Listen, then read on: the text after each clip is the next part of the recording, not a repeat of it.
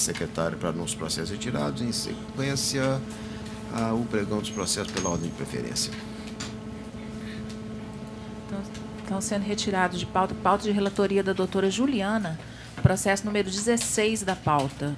Esse processo está sendo retirado a pedido do advogado. É o processo 10.595, dígito 43. Doutor Léocio Leonardo, que estava inscrito para sustentação. O processo está sendo retirado. Pauta do doutor Weber, processo número 21 da pauta. Processo 10.670, dígito 76. Esse processo tem inscrição para sustentação oral. Quem está inscrito é a doutora Gilmara Dias Oliveira. E da pauta de relatoria da doutora Ana Maria Espica Valcante, estão sendo retirados de pauta o número 46, processo 12.060, dígito 46.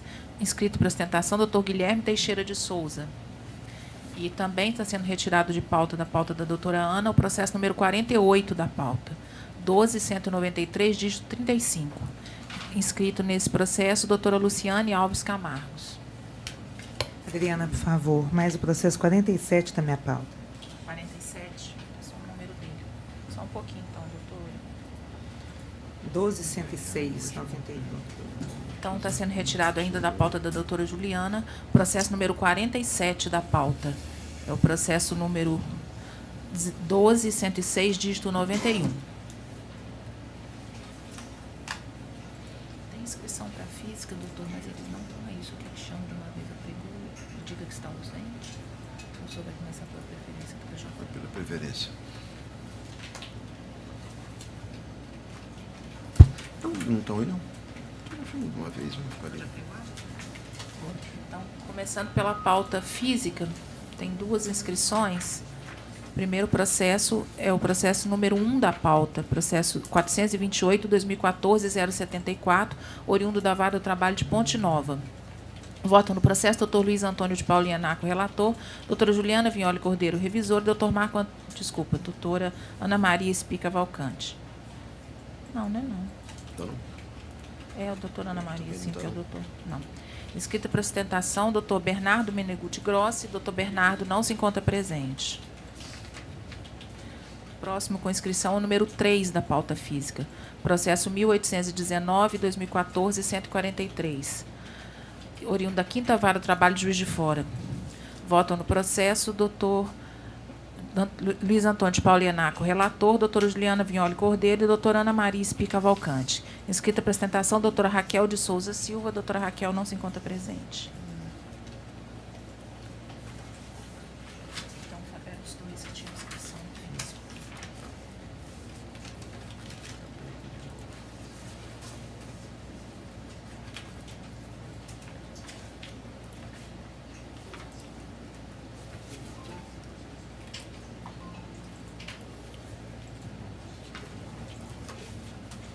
Dá início no PJE com um pedido de preferência, o advogado é de fora, é o processo número, pauta de relatoria do doutor Ianaco, processo número 40 da pauta, processo 11.571, dígito 90.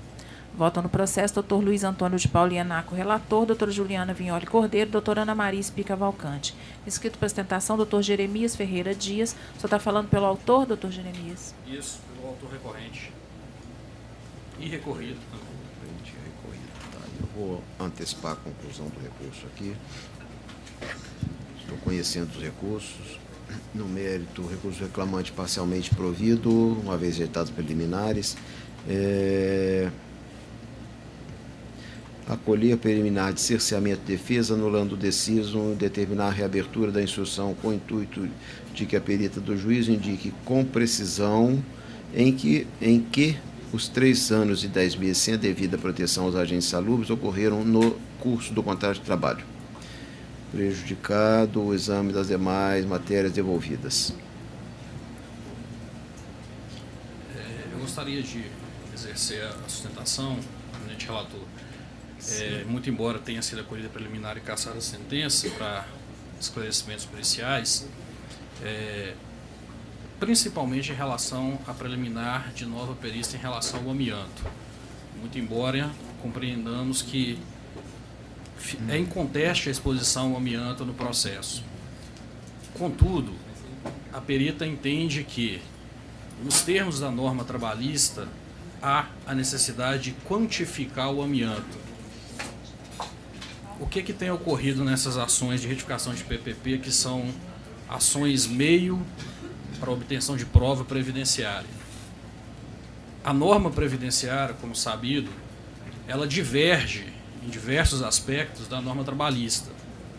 E sempre teve uma indefinição entre a Justiça Federal e a Justiça do Trabalho de como que se resolveria essa questão para exposições ambientais no que tange a aposentadoria especial. O Supremo Tribunal Federal ele editou uma súmula 736, citada amplamente no processo, que dá, digamos, uma interpretação ao artigo 114 da Constituição, definindo claramente que compete à Justiça do Trabalho dirimir essas questões de saúde, segurança e higiene ocupacionais, nos termos do artigo 7º e 22 da Constituição. Só que muitas decisões trabalhistas, com todo o respeito às decisões, elas acabam julgando apenas pelo contexto trabalhista, pelo entendimento trabalhista, sem se atentar que a limitação na esfera trabalhista inviabiliza o direito de comprovação perante a Justiça Federal quando do processo previdenciário. O Ministério Público do Trabalho, lá na região de Patinga, através do Dr. Adolfo, tem uma ação civil pública contra as Minas nesta área, com perícia, enfim, já com instrução avançada, no sentido de comprovação de amianto. Alguns trabalhadores dessa área, que o reclamante trabalhou, adentraram com ação popular na Justiça Federal, onde conseguiram liminares para monitoramento da exposição ao amianto, exames que o próprio reclamante faz e consta dos autos. São diversos precedentes, confissões reais dos prepostos da exposição ao amianto, confissões fictas,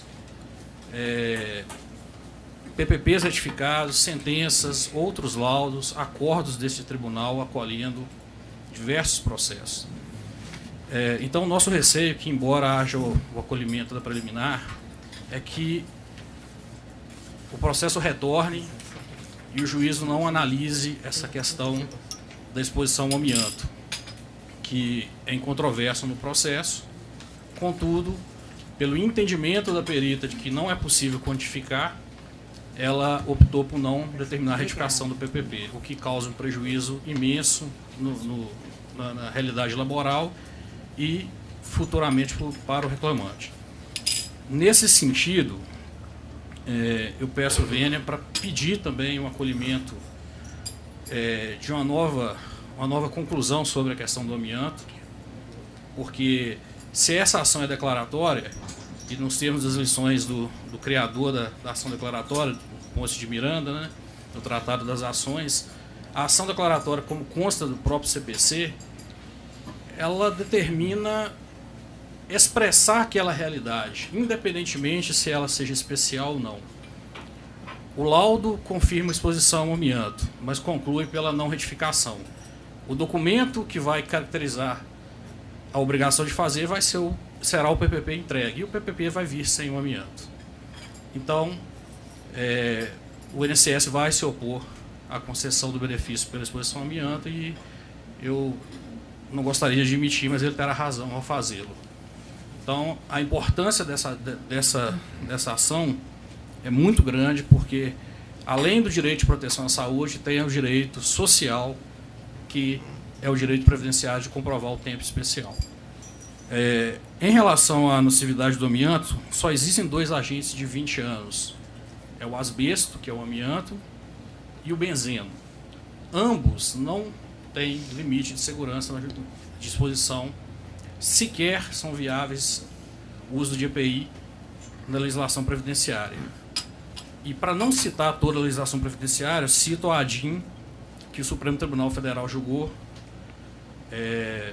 baseado em convenções da OIT e outras mais, que confirma que o uso de amianto qualitativo é mais do que suficiente, o que consta do próprio decreto da Previdência Social, citado no recurso, e consta também de toda a esfera previdenciária entende assim. Então, se a Justiça do Trabalho não reconhecer essa exposição, não constar no documento, ela vai limitar o direito de prova, vai limitar o direito fundamental de ampla defesa contraditória e ela vai simplesmente inviabilizar a comprovação do direito adquirido ao tempo especial.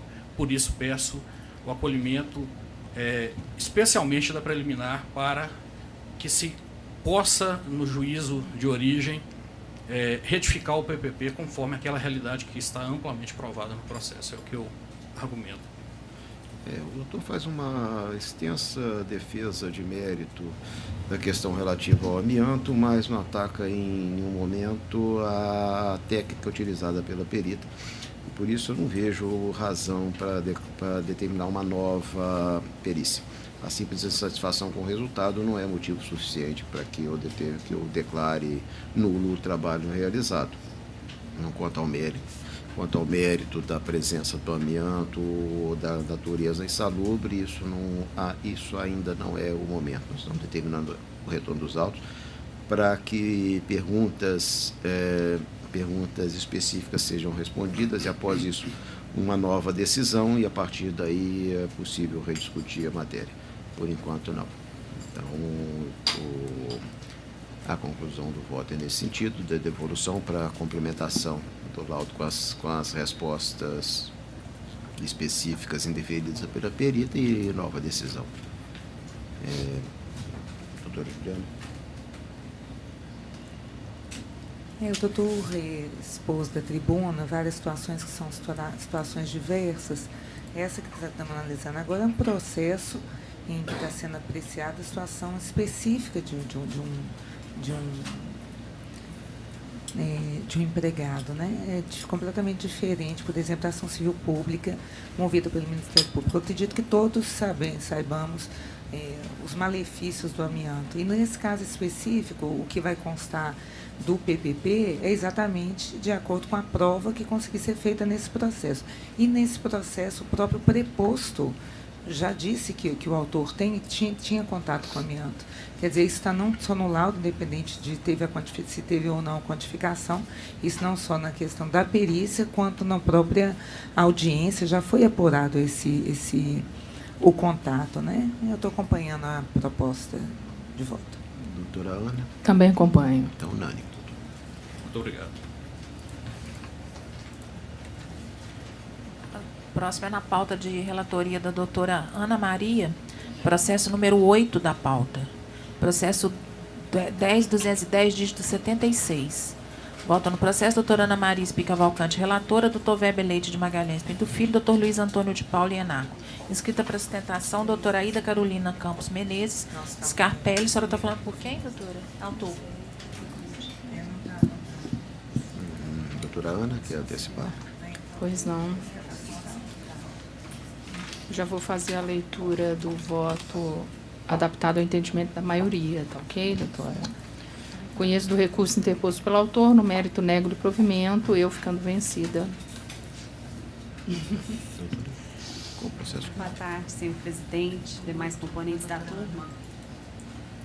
O autor, esse caso chamou muita atenção porque o autor estava na Justiça do Trabalho, na vara certa, no local certo, junto com a sua procuradora, mas não ouviu o pregão, né, para audiência.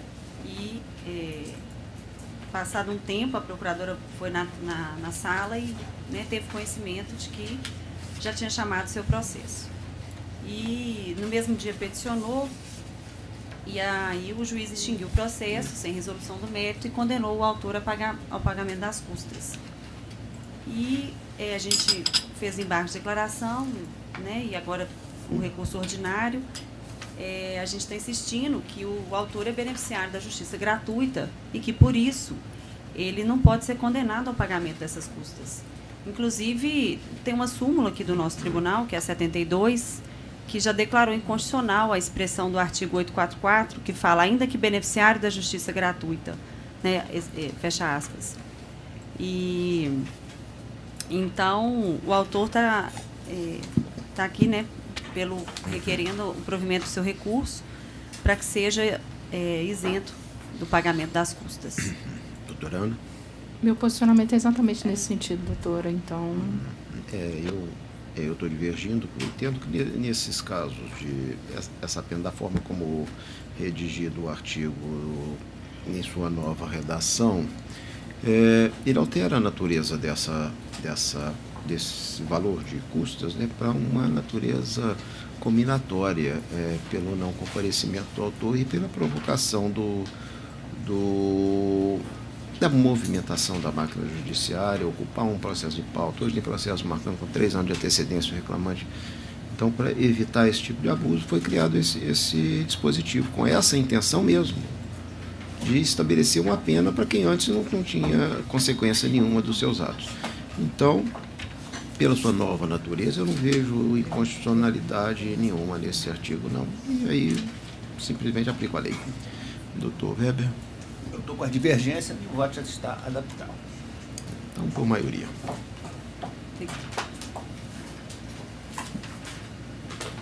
Próximo agora é pauta do doutor Ienaco, processo número 47 da pauta. Processo 12.190, dígito 98. Votam no processo doutor Luiz Antônio de Paulo Ienaco, relator, doutora Juliana Violi Cordeiro e doutora Ana Maria Espica Valcante. Escrita a apresentação, doutora Cristiana Moreira Martins. Doutora Cristiana não se encontra presente. Próximo, pauta ainda do doutor Ienaco, processo número 43 da pauta. Processo 11.860, dígito 73. Voto no processo doutor Luiz Antônio de Paulo Ienaco, relator, doutora Juliana Violi Cordeiro, doutora Ana Maria Espica Valcante. Escrito para apresentação, doutor Bruno de Castro Maciel Ribeiro. Você está falando por quem, doutor Bruno? Pela reclamada, pelas reclamadas.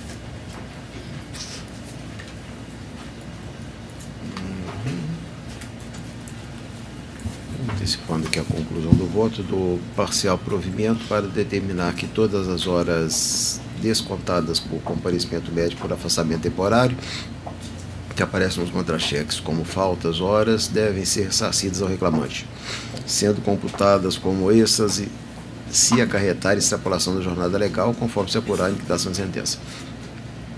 Deverão ser quitadas como horas extraordinárias aquelas registradas nas planilhas de trabalho em casa, encartadas nos autos, bem como aquelas resultantes da redução do intervalo interjornadas, conforme extraído do confronto das ditas planilhas com os cartões de ponta, observando-se o adicional noturno cabível. Devem ser observados os mesmos reflexos de efeito de primeiro grau para as horas extras do intervalo interjornada. Não cabe dedução de horas extras pagas no curso do contrato, pois se refere a fatos geradores diversos daqueles reconhecidos na sentença no presente acordo, para determinar a aplicação modulada dos índices de atualização monetária, sendo a TR até 24 de março de 2015 e PCAE a partir de 25 de março de 2015. O valor da condenação fica acrescido para 25 mil e as custas para 500. Quer se manifestar? Eu só estou com uma dúvida em relação ao voto. Está sendo considerado as horas extras dos cartões de pontos? Está sendo mantido? A validade foi mantida dos cartões de ponto?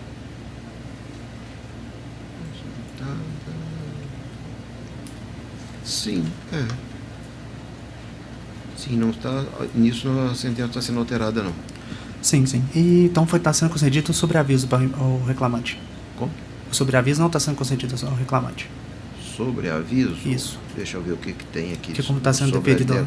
Nesses termos, não. O que então, tem com relação eu vou guardar a hora divergência. extra é só do confronto da planilha com cartão. Perfeito. Então, vou guardar com a divergência. Tem divergência? não. Eu só tenho ressalva de fundamento quanto a... Eu coloquei danos morais, mas é que tem certa para mim, por favor, acúmulo de funções.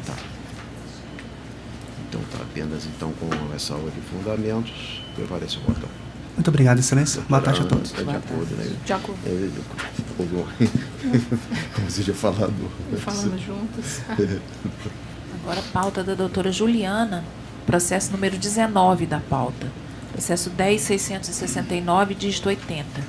Votam no processo doutora Juliana Violi Cordeiro, relatora, doutora Ana Maria Espica Valcante, doutor Weber Leite de Magalhães Pinto Filho. Escrita para sustentação, doutora Flávia Maria Pimenta Barroto Chiari. A senhora está falando por quem, doutora Flávia? Pela reclamada.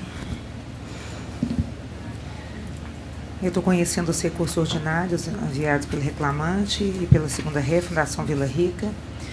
no mérito, dando parcial provimento ao apelo patronal para declarar a nulidade de todos os atos processuais desde a perícia realizada, esta também declarada nula, determinando o retorno dos autos à vara de origem para a realização de nova prova técnica, a ser levado a efeito pelo primeiro perito nomeado pelo juiz, facultando-se às partes a indicação dos assistentes técnicos de sua confiança, retornando o processo ao seu curso normal, natural, a partir de então, com prolação de nova decisão final, como se entender de direito. Eu vou só inserir aqui o nome do perito, para ficar mais claro. Tá? Foi o Dr. Tales, não foi o primeiro? Primeiro Exato. período. Eu acho que foi o Dr. Tales que tinha aceito o encargo e eles não tinham aceitado. E ele falou que ele poderia. Vários, né? Não aceitaram quase certo. Pois mas a minha dúvida, doutora salvo melhor juíza, é que depois da impugnação ele pediu destituição. Não foi o primeiro, não. Foi o doutor Leandro ou o pediu... doutor Tales que aceitaram o encargo e foi mantiveram. O primeiro aceitou e depois pediu a segundo, destituição. Doutor Tales pediu destituição depois, também. Acho que então deve ter sido o doutor Leandro, que foram depois 4 ou 5. Eu vou, de qualquer jeito, está nulo. O processo, eu vou inserir aqui o nome, vou observar se foi o primeiro. O primeiro, salvo engano, deve ser o. E vou inserir aqui, só para poder ficar claro. E foram vários peritos nomeados. E isso aqui me chama atenção, porque isso aqui é pode dar mais uma confusão na hora de executar o acordo. Exato. Ok. Aí vai tirar a palavra primeiro, né, doutora Juliana? Porque aí... Tá ok, obrigada. Tá, aí não vai sustentar então não, né? Não, porque já os votos são, os demais votos são... não está retirando, né? não. Tá, não. Tá. Achei que tivesse retirado. Tá, tem divergência? Não.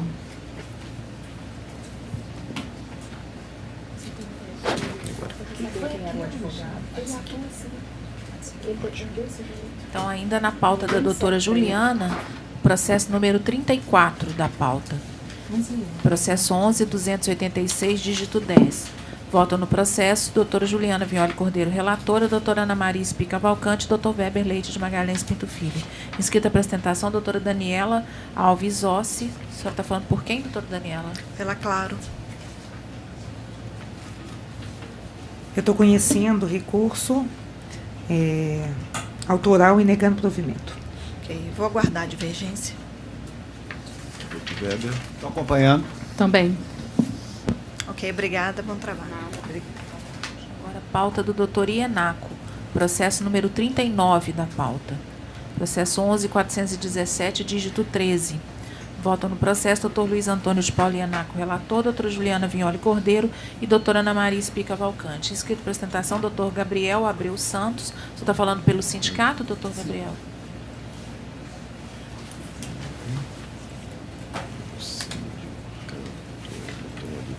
Aqui.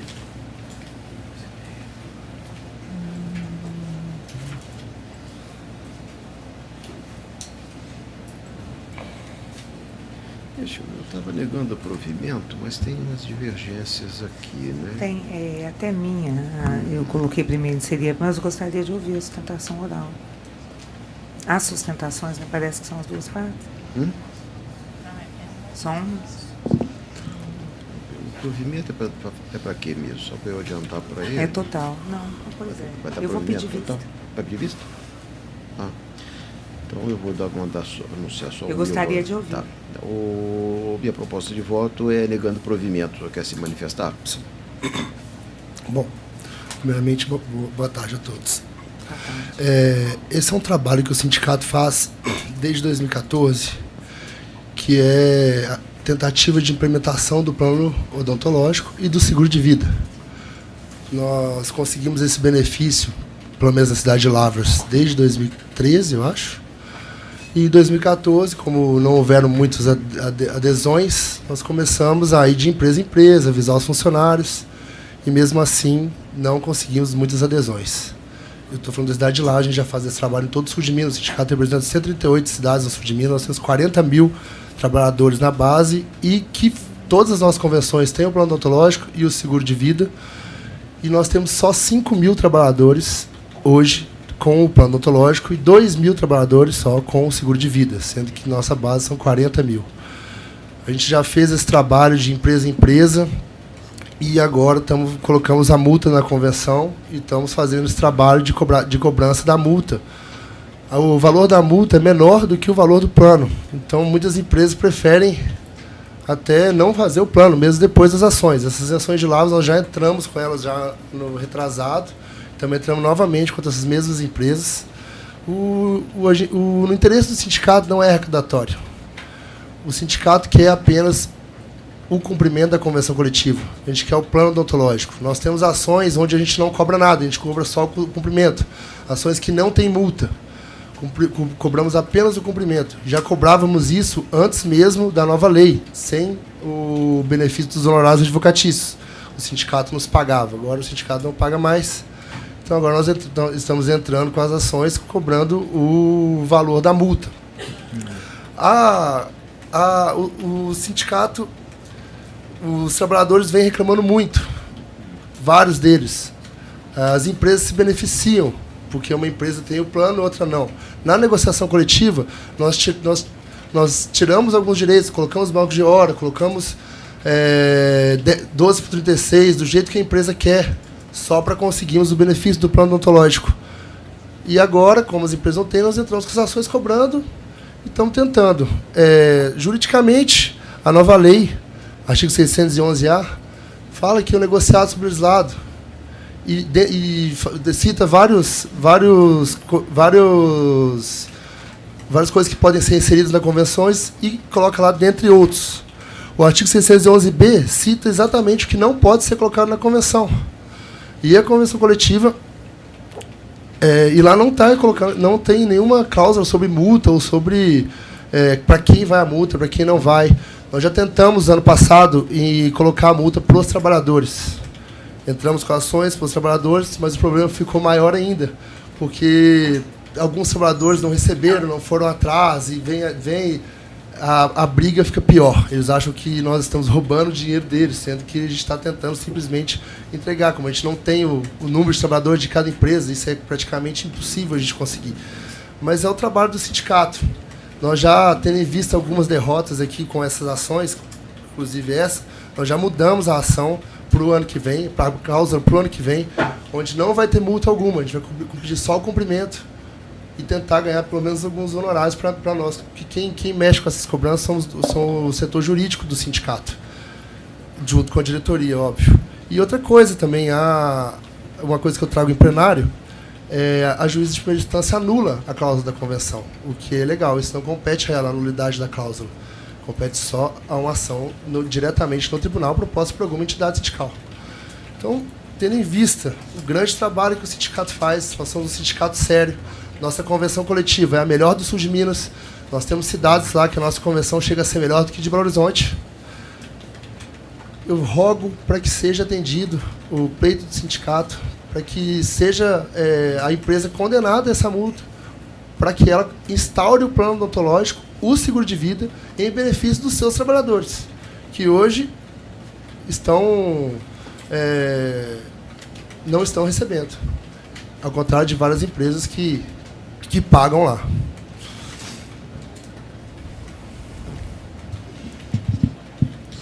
Eu estou mantendo a sentença até bem dentro dessa linha e acho que deve ser cobrada a implantação do direito comprometido na CCT, e a multa deveria ser uma consequência acessória. Então, sem o pedido principal, eu entendo que o acessório de fato seria indevido. Então, por fundamentos um pouco distintos da primeira instância, mas eu estou mantendo a decisão. Doutora Juliana. Quanto à multa, eu entendo realmente que ela é um estímulo para o cumprimento da obrigação. Assim, sem a multa, eu tenho para mim que a situação fica ainda pior. Mas estou pedindo vista do processo, doutor. Ok, obrigado. Boa tarde.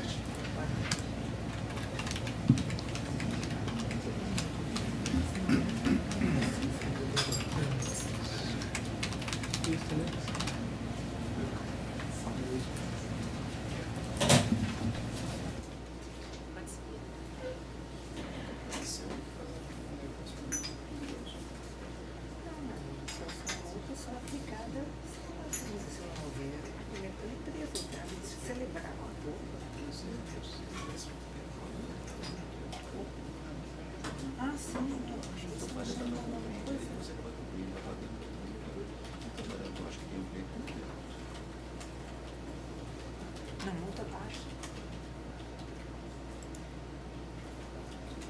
Aí, concordando, tá vendo? Concordando lá. Uai! Tem alguma coisa que eu não devo ter entendido. Não, que isso? Registra aí, Gorete. Registra. Pode continuar?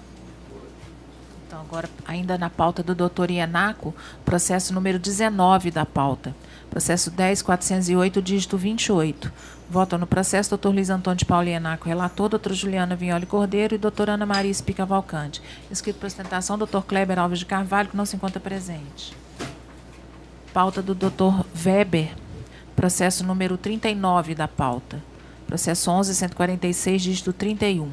Votam no processo doutor Weber Leite de Magalhães Pinto Filho, relator, doutor Luiz Antônio de Paula Ienaco e doutora Juliana Vignoli Cordeiro. Inscrito para ostentação, doutor Kleber Alves de Carvalho, que não se encontra presente. Pauta da doutora Ana Maria Espi. Processo número 39 da pauta. Processo 11.484, dígito 40.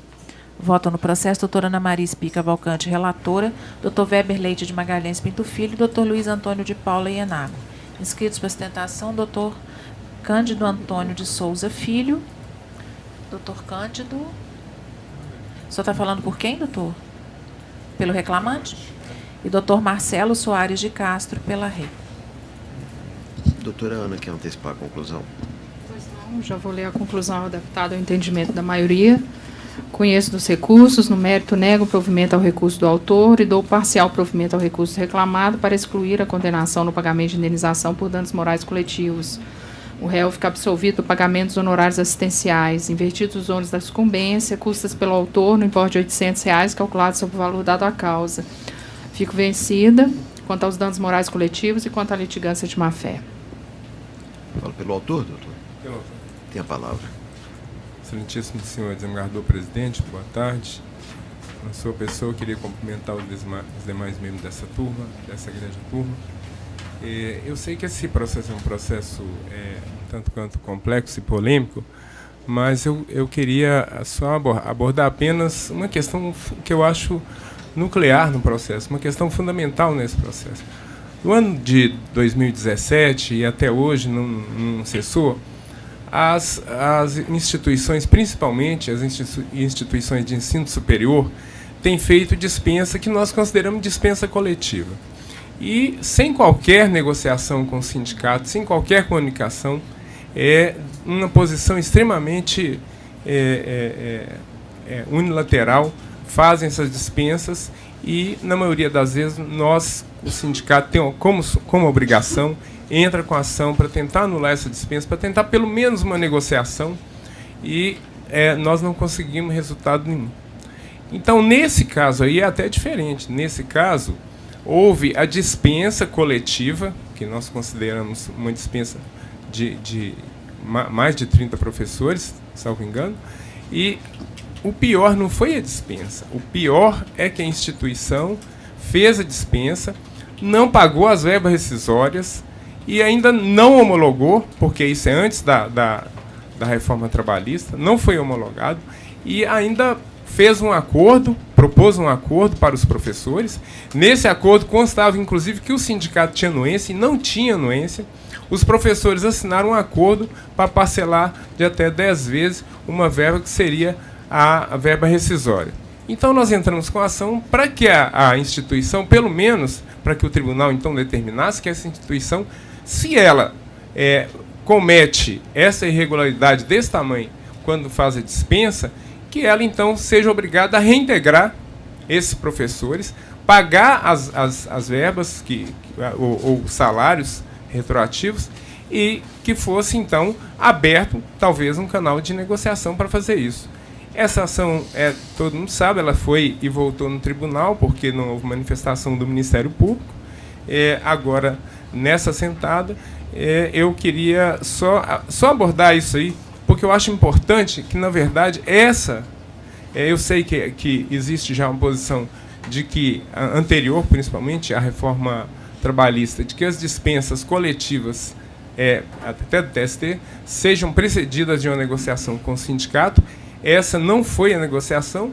E a gravidade maior dessa dispensa, na nossa opinião, foi de que não foi pago verba rescisória, ainda foi feito um acordo, né, com licença da expressão, um acordo que é uma fraude. O sindicato jamais iria anuir uma situação dessa, e foi colocado que ele anuiu. Então, eu queria, pelo menos, que fosse considerado isso. Esse processo é anterior à Lei 13.467. Então, eu venho aqui humildemente pedir a reconsideração dos votos para que seja deferido o recurso, reintegrado os professores, e tem, inclusive, um parecer favorável do Ministério Público nesse sentido. É o que eu tinha. Obrigado. Doutor? Sim. Por maioria, sim. Ouvido por maioria para decotar. Para decotar, sim. No caso, cumprimento a todos, boa tarde. Com relação ao acordo mencionado pelo nobre colega, houve a apresentação aos professores, todos com titulação mínima de mestre, a maioria com doutorado, um dos professores, inclusive, advogado. Todos tiveram a oportunidade de levar a quem tivesse condição de apreciar, pessoa de confiança, inclusive ao próprio sindicato, tanto é que ele avaliou a questão depois, se aceitaria ou não. De um universo de 150, 200 professores, foram 6 envolvidos nessa ação, e o total de dispensa em torno de 10 professores. O acordo foi aceito por quem quis aceitar, quem não quis caminhou por outras vias, que são as ações individuais. E desses 6 que estão aqui representados, 4 optaram por ingressar em ações individuais, pretendendo direitos que não estavam contemplados no acordo, mas nenhum deles pretendeu a sua recolocação ou algum dano moral. No caso de todos esses professores, a maioria deles já está recolocada em outras instituições, até com postos superiores ao que detinham. Dessa forma, eu peço provimento para que seja decotado, como já colocado, os danos morais em função de não configuração dos mesmos. E com relação à recondução dos professores aos antigos postos, que seja mantida a decisão, tendo em vista que é poder potestativo da instituição a dispensa, foi objeto de acordo anuído pelos próprios professores em sua autonomia de vontade para poder fazê-los. Dessa forma, peço com a devida vênia a manutenção com relação à recondução e provimento para a retirada dos danos morais. Agradeço. Acho que a decisão... doutora Ana... A decisão já foi adaptada. Eu acho que só fazer uma observação em relação a esse tópico que foi salientado da reintegração dos professores. O voto é no sentido de manter a decisão de primeiro grau, exatamente com base no que o doutor falou da tribuna, diante do poder potestativo da resilição. Nenhum dos substituídos era detentor de estabilidade provisória, então, pelo menos isso não foi noticiado nos autos. Então, eu optei por manter a decisão da juíza sentenciante, que assim mencionou em sua sentença. A consequência jurídica do vício encontrado não garante o acolhimento do pleito do autor de reintegração dos empregados dispensados, porque, conquanto tenha ocorrido de forma irregular a formalização do término, não há ilicitude no ato em si, né, de dispensa, e muito menos previsão legal de reintegração nesse caso. Então, eu mantenho a minha proposta de voto nesse sentido e vou ficar vencida nos demais, da litigância de má-fé e dos danos morais. Eu estou acompanhando o voto já adaptado, apresentei também a divergência no sentido de afastar o dano moral coletivo, por de fato não ver nesse procedimento nada que atendesse nada que ofendesse direitos da coletividade. São questões individuais de cada um, o próprio volume de pessoal envolvido nisso demonstra a individualização dos direitos e não vi nada, nenhum ato ilícito em grau a justificar uma condenação em dano moral coletivo, mormente no valor consignado, né? Então, estou acompanhando o voto adaptado. Doutor Weber? Estou com a divergência, mencionando que o voto também já está adaptado. Não prevaleceu o voto já adaptado ao entendimento da maioria. Boa tarde. Agora, pauta da doutora Juliana, processo número 46 da pauta. Processo 11.874, dígito 57. Vota no processo, doutora Juliana Violi Cordeiro, relatora, doutora Ana Maria Espí Cavalcante, doutor Weber Leite de Magalhães Pinto Filho. Inscrita para sustentação, doutora Ana Carolina Correia Gomes. Só está falando por quem, doutora Ana Carolina? Reclamante. Registrando aqui o recebimento memorial.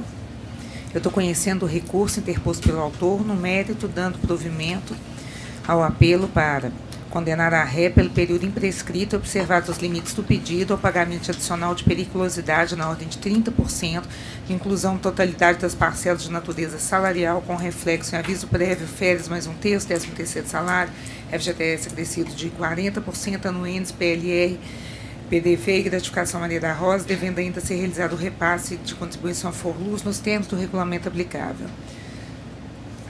O restante são, em suma, a proposta de voto, doutora. Obrigada, boa tarde. Quer se manifestar, doutora? Oi? Quer se manifestar sobre a proposta? Não. Não tem alguma divergência? Eu estou de acordo. Eu tenho divergência, mas estou vencido. Está vencido, né? Então, por maioria, prevaleceu o voto. Pauta do Dr. Weber, processo número 29 da pauta, processo 10.818, dígito 48. Votam no processo Dr. Weber Leite de Magalhães Pinto Filho, relator, Dr. Luiz Antônio de Paula Ienac e doutora Juliana Vignoli Cordeiro. Inscrito para ostentação, Dr. Carlos Vitor Almeida. Está falando por quem, Dr. Carlos? Pela reclamada recorrente. Dr. Weber, quer antecipar a conclusão?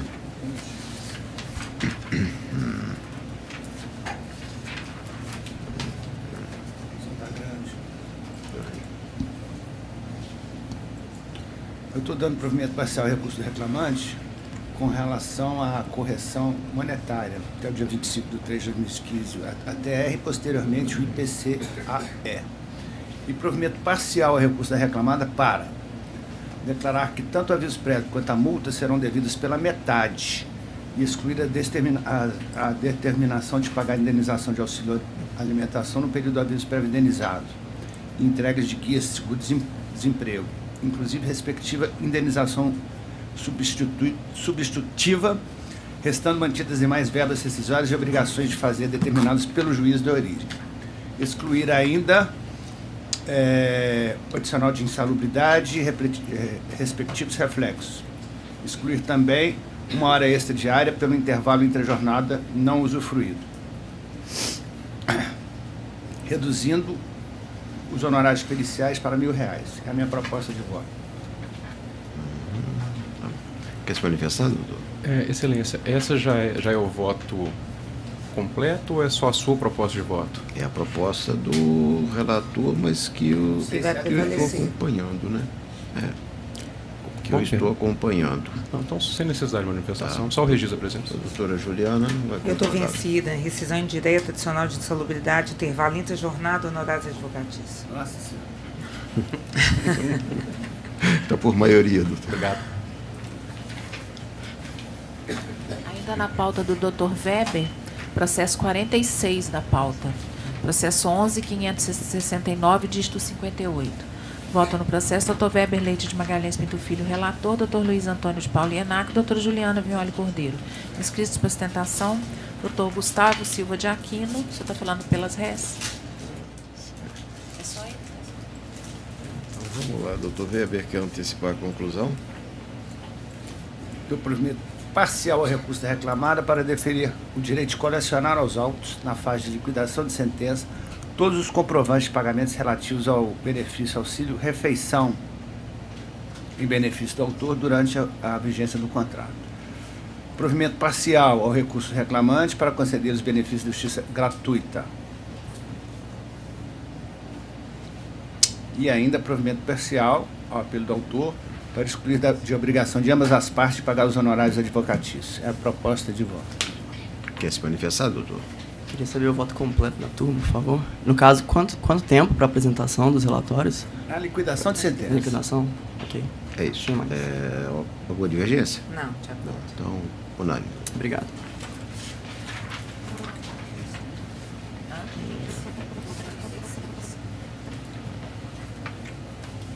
Pauta do Dr. Ienaco, processo número 11 da pauta. Processo 10.034, dígito 42. Votam no processo Dr. Luiz Antônio de Paula Ienaco, relator, doutora Juliana Vignoli Cordeiro e doutora Ana Maria Espica Valcante. Inscritos para ostentação, doutor André Smith, você está falando pelo Santander, não é isso, doutor? Exato. E doutor Antônio Carlos Oliveira Pereira, falando pelo Ministério Público do Trabalho. Quer se manifestar primeiro? Sim. Doutor, tem a palavra aí. Eminente desembargador presidente, dos componentes da outra turma. Na verdade, se trata de uma execução provisória de uma ação civil pública. O que se arguiu aqui foi, em resumo, né, essa ação tramitou na vara de Pará de Minas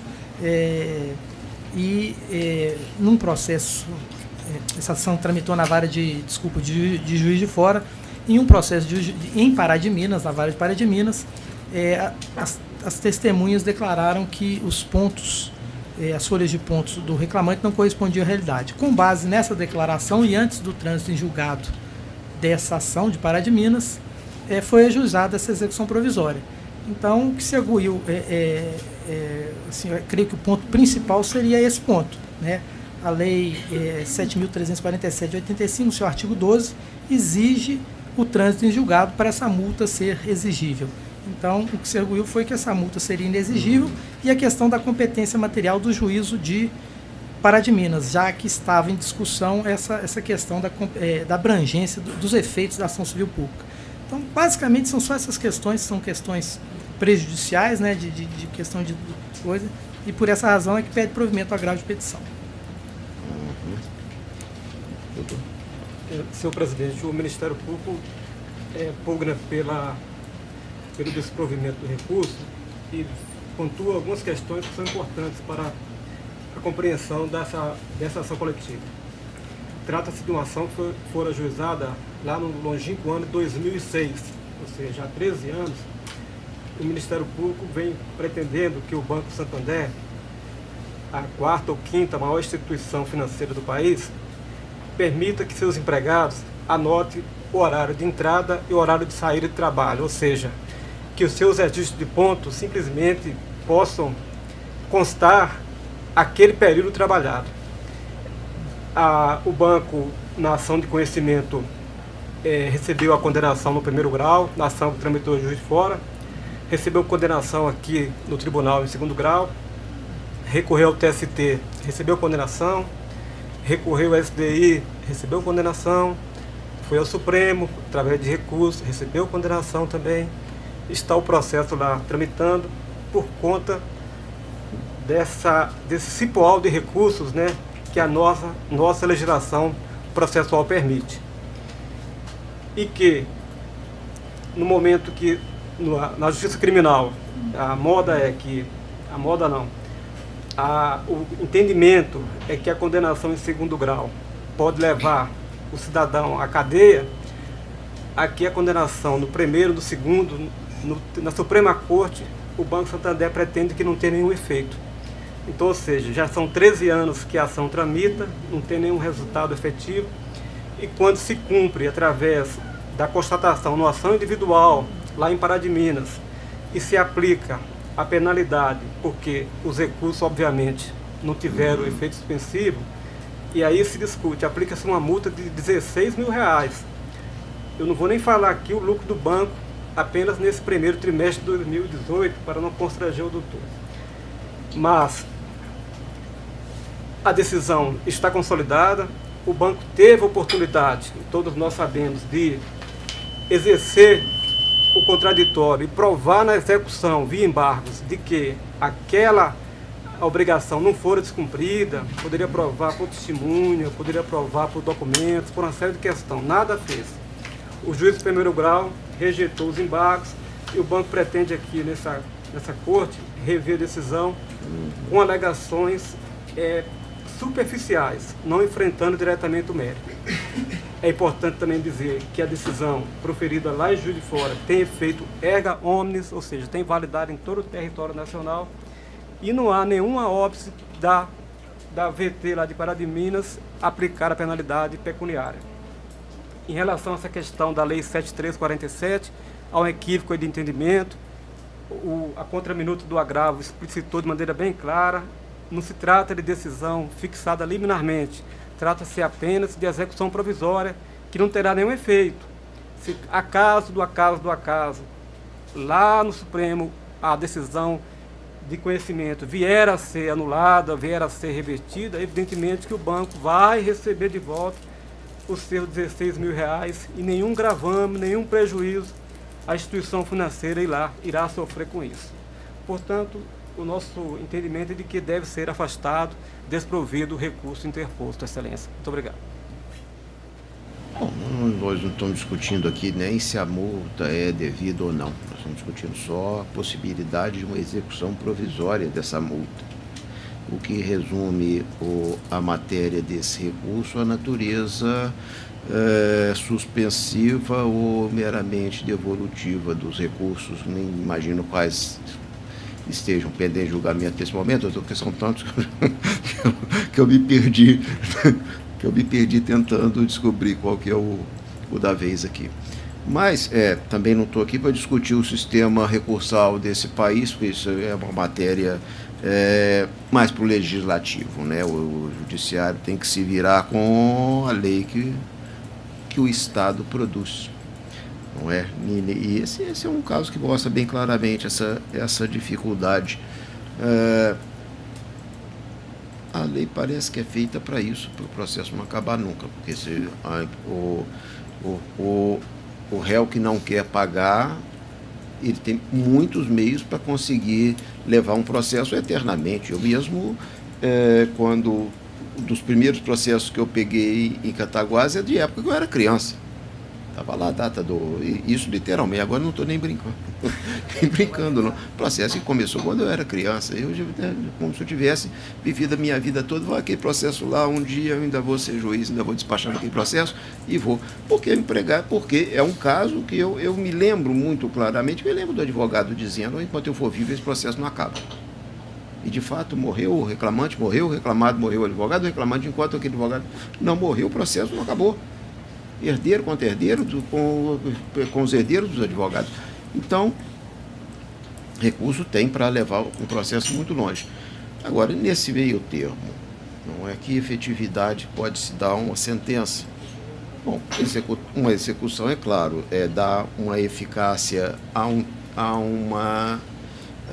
uma sentença que ainda não transitou em julgado, não é algo que o nosso sistema jurídico admite. Mas ele dá um jeitinho ali, tem um meio termo, então tem essa previsão, uma execução provisória, que hoje já evoluiu até para conceitos aí de uma execução provisória definitiva, né? Nós somos muito criativos em criar institutos, porque o nosso sistema jurídico permite um emaranhado de situações que exigem uma resposta no universo prático. Nesse caso aqui, recursos que por princípio deveriam ter efeito meramente devolutivo, acabam recebendo um adicional de um efeito suspensivo. É pouco comum uma execução provisória da Justiça do Trabalho, né? Embora os recursos sejam, por força de lei, apenas devolutivos. Mas, em alguns casos, isso é mais do que necessário. E eu vejo isso nesse caso aqui, bem justificado, que pelo valor da multa, pelo efeito que ela vai ter na atividade na atividade empresarial. Não é uma execução que vai inviabilizar o funcionamento da instituição, eu acredito, pelo menos se demonstrou nos autos, que uma multa desse padrão gerasse a inviabilidade do negócio. Então isso é algo a favor até de se dar um efeito que se faça como em alguns sistemas da Europa, paga-se depois, se for o caso, devolve.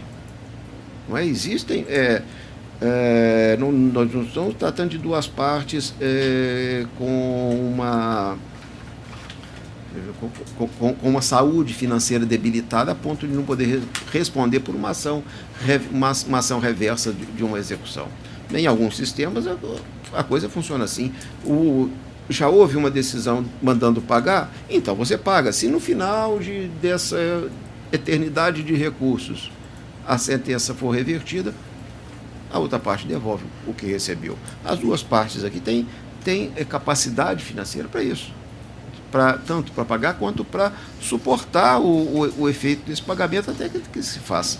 Bom, mas não querendo ser mais criativo ainda do que a nossa legislação, eu estou mantendo esse efeito, mantendo essa execução provisória, porque ela tem previsão legal e ela não vai causar nenhum transtorno aí para o funcionamento do Banco Santander. Então, é por esse motivo, eu acho que eu estou negando provimento, né? Isso. Estou negando provimento ao recurso. Doutora Juliana, de acordo. doutor Weber. Não? A doutora De Ana? acordo. Doutora Ana. Obrigado. Boa tarde. Boa tarde. Agora a pauta do Dr. Weber, processo número 34 da pauta. Processo 10.971, dígito 75. Voto no processo, Dr. Weber Leite de Magalhães Pinto Filho, relator, Dr. Luiz Antônio de Paula Ienaco e doutora Juliana Vignoli Cordeiro. Inscrito para ostentação, Dr. Rafael da BES. O senhor está falando por quem, doutor? Pela reclamada, recorrida. Então você vai ficar satisfeito porque eu estou negando provimento a recurso do reclamante. Gostaria de saber se há divergência, excelência. Sim, da minha parte não. Quem vota é a doutora Juliana. Eu também estou de acordo. Agradeço a atenção aí e desejo uma boa tarde a todos. Boa tarde. Tem mais 20 sessões para aprender esse negócio de quem vota aqui. Próxima agora a pauta da doutora Ana Maria. Processo número 44 da pauta. Processo 11.612, dígito 69. Vota no processo doutora Ana Maria Espica Valcante, relatora, doutor Weber Leite de Magalhães Pinto Filho e doutor Luiz Antônio de Paula Ienaco. Inscrito para ostentação, doutor Vânio Aparecido Corrêa. Você está falando por quem, doutor Vânio? Pelo autor recorrente. Doutora Ana.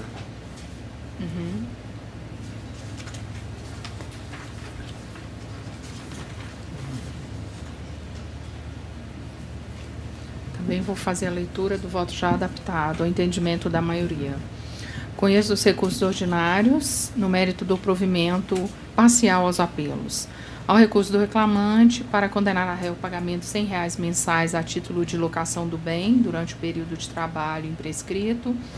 Determinar a aplicação da TR para correção monetária do débito trabalhista até 25/3/2015 e do IPCA a partir do dia 26/3/2015. Ao recurso da reclamada para excluir da condenação o pagamento de honorários advocatícios sucumbenciais. Eu fiquei vencida porque condenaria ainda a réu ao pagamento de horas extras excedentes da cesta diária a partir de 21/11/2014. Mantém o valor da condenação por ainda compatível. Quer se manifestar, doutor? Sim, perfeitamente. Primeiramente, boa tarde, excelentíssimo senhor desembargador, presidente, dos demais membros da turma. A questão das horas extras, né, como vou me ater aqui especificamente ao que foi apurado pela perícia que foi realizada nos autos e também pelo depoimento da testemunha ou das testemunhas. Ficou claro pela prova pericial e também confirmado pela testemunha rolada pelo reclamante que ele se ativava no segundo período da contratação dele, isso porque em 1/2/2010 ele foi admitido como vendedor externo.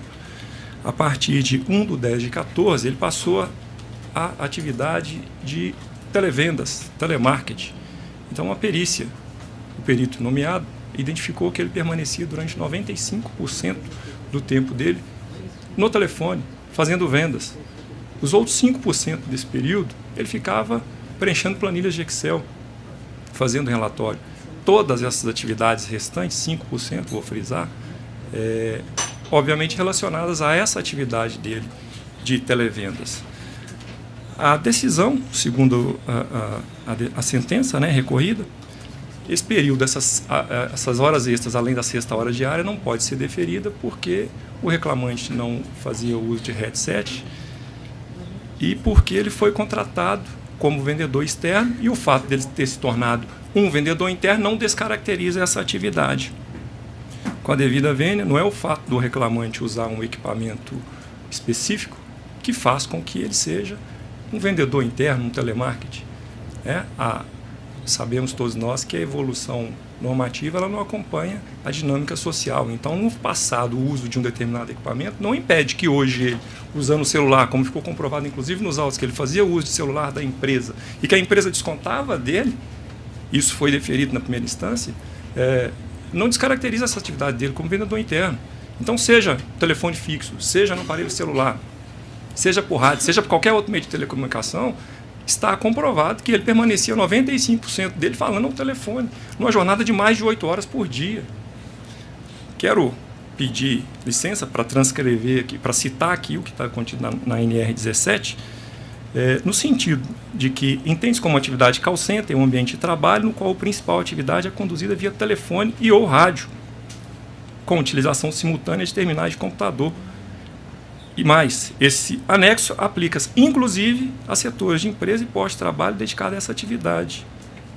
Então, mesmo naquela atividade que não tenha, mesmo naquela empresa que não tenha atividade fim de call center, independente do ramo de atividade dela, o fato do trabalhador estar ali, 95% dele, nós estamos falando aqui de 7 horas e meia dia, falando ao telefone, não pode descaracterizar, com a devida vênia da direção de primeira instância, não pode descaracterizar a atividade dele de televendas.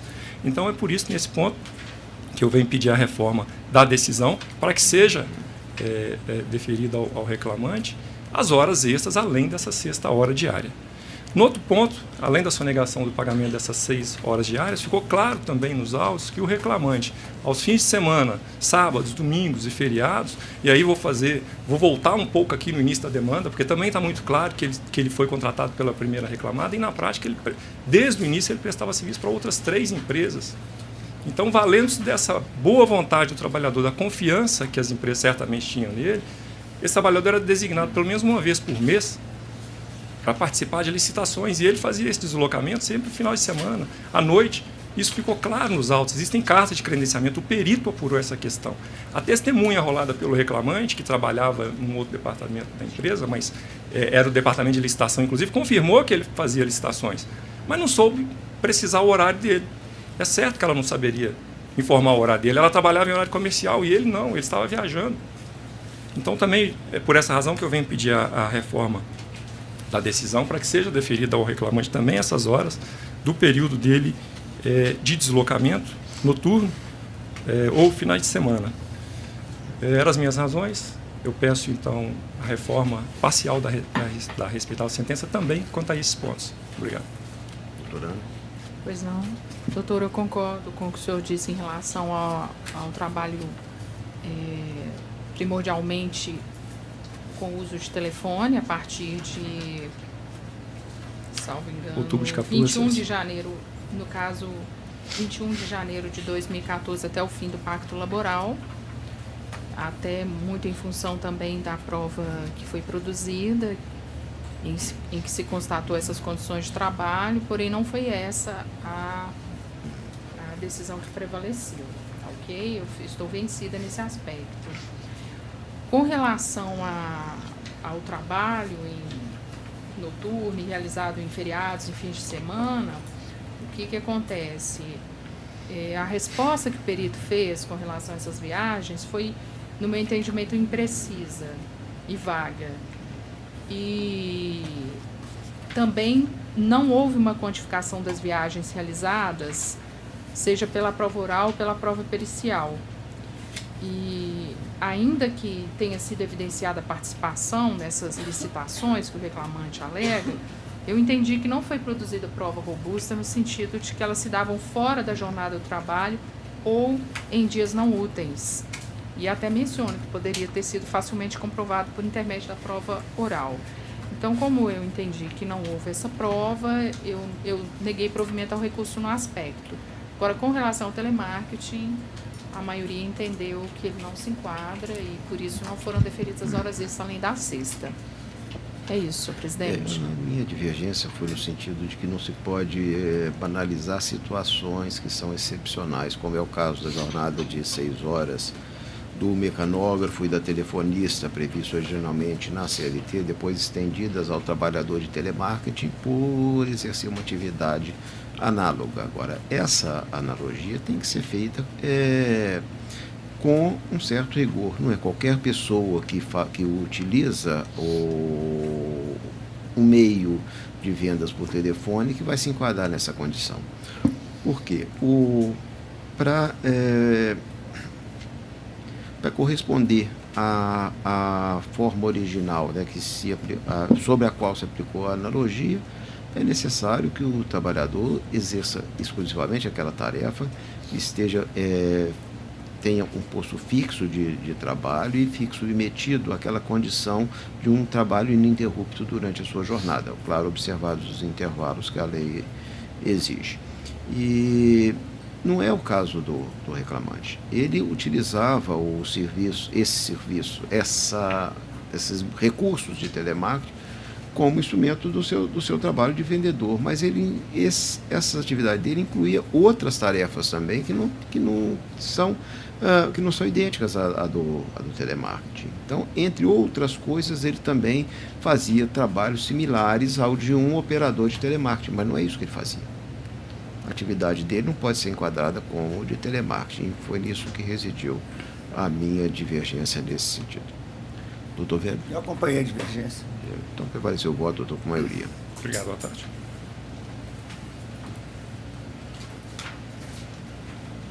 Agora, pauta da doutora Juliana, processo número 32 da pauta.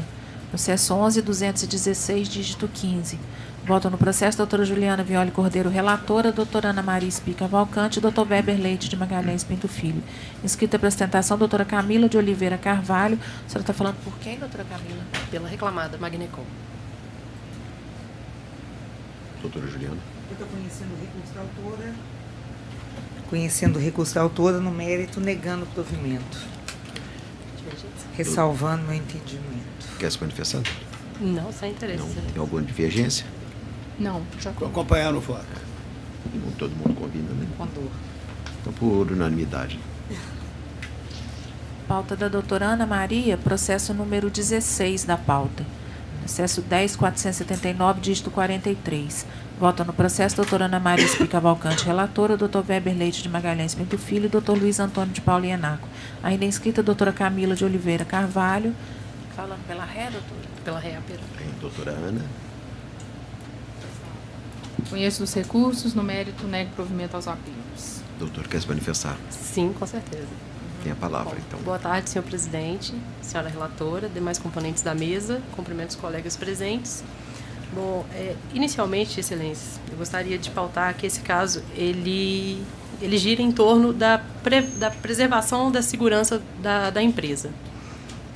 A Aperam Inox, hoje, ela é uma usina siderúrgica e ela conta com 3.000 funcionários. O grau de risco dela é o risco 4 e ela está localizada no centro da cidade de Timóteo. A Aperam é uma empresa que zela, que preserva, que mantém a segurança dos funcionários. Tanto que ela tem um princípio, que é o princípio da segurança, a vigilância compartilhada. Se algo não pode ser feito com segurança, isso não deve ser feito. Ainda que seja essencial, não seja feito, deve ser preservada a segurança. A justa causa, que foi revertida, ela diz respeito a um funcionário que é membro da CIPA, um funcionário que deveria estar zelando pela segurança dos demais funcionários. O que aconteceu? Enquanto o funcionário fazia manutenção em uma peça, esse funcionário foi chamado para fazer parte e auxiliá-lo. Para fazer a manutenção em qualquer peça, é necessário fazer a consignação do equipamento. E o que seria a consignação?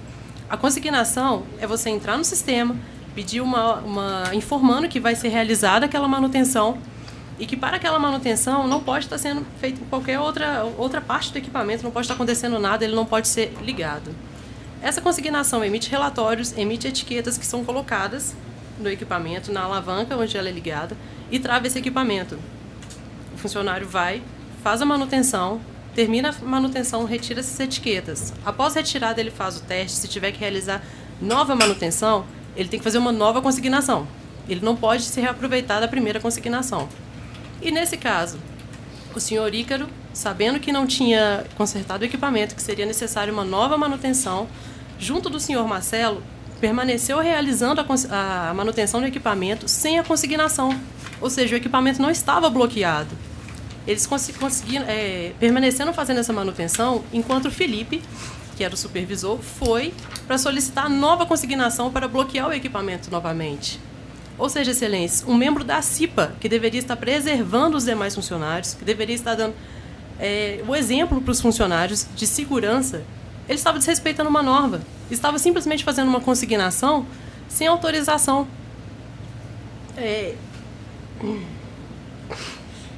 Outro ponto que a gente precisa destacar também, Excelência, é o risco dessa manutenção sem essa devida vigilância, sem a devida observância do procedimento. Um processo de consignação que não é feito e é uma vida que é tirada. A Aperam, ela não preserva o funcionário, ela sabe que muito além do funcionário que ela tem ali dentro, ela tem um pai de família, ela tem uma mãe, ela tem um filho que precisa voltar para casa, que tem familiares esperando. Se ela está preservando a vida dos funcionários, qual a justificativa de reverter uma justa causa, mandar que eu reintegre um funcionário que não observa as normas essenciais, Excelências? Ele tinha pleno conhecimento, ele confessou em seu depoimento que ele foi treinado, que ele sabia da existência da consignação e da proibição da consignação por telefone. Não poderia ser realizada consignação via rádio. A consignação via rádio ela não emite relatórios, não emite etiquetas. Qual a justificativa? Outro ponto também, Excelências, preciso destacar que em relação ao efeito suspensivo do recurso, não há motivos para eu reintegrar imediatamente um funcionário. A reclamada tem todo o direito contraditório da ampla defesa e eu não posso reintegrar um funcionário que coloca a minha empresa em risco, coloca os meus funcionários em risco. Se eu estou tirando um funcionário que não observa a segurança, que coloca os meus funcionários em risco, uma observação não feita, é uma barragem rompida, é uma usina toda, como posso dizer, em acidente, considerando vários empregados em risco grave. Assim, Excelência, a reclamada protesta para que seja negado provimento seja dado provimento ao recurso da reclamada, para que seja reformada essa reintegração, inclusive, em caso que vocês não entendam pela reforma, que seja determinada a suspensão da reintegração até o trânsito em julgado. Doutora Ana? Pois não. Doutora, com relação à justa causa, o voto é longo, eu faço menção à conclusão da sentença, aos depoimentos prestados, e vou destacar alguns pontos que eu achei mais importantes diante do que foi dito da tribuna, né?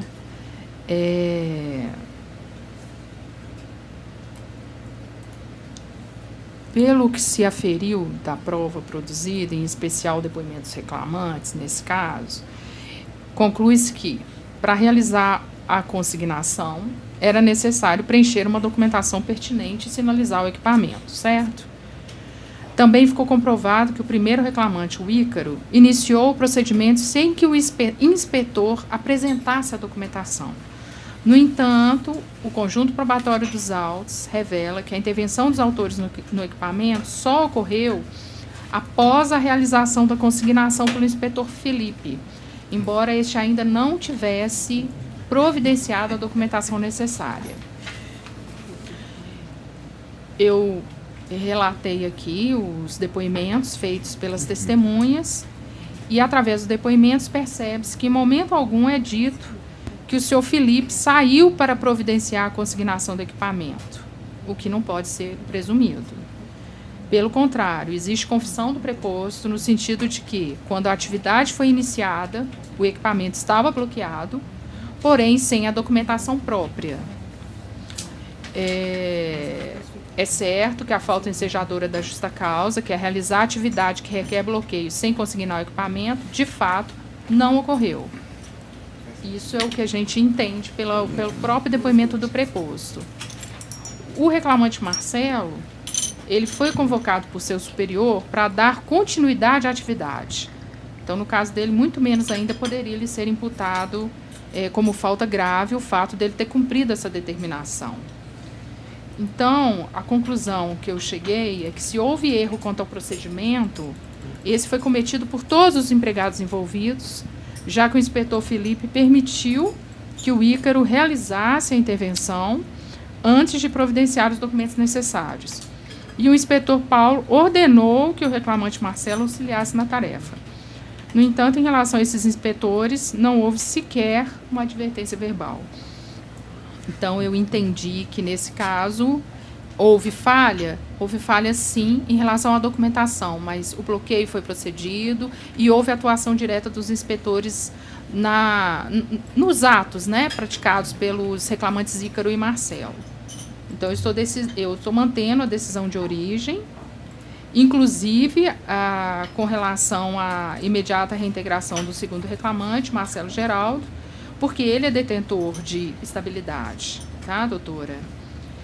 Então, essa é a minha proposta de voto. Estou de acordo com a proposta. De fato, se houve algum momento aí de risco crítico aí de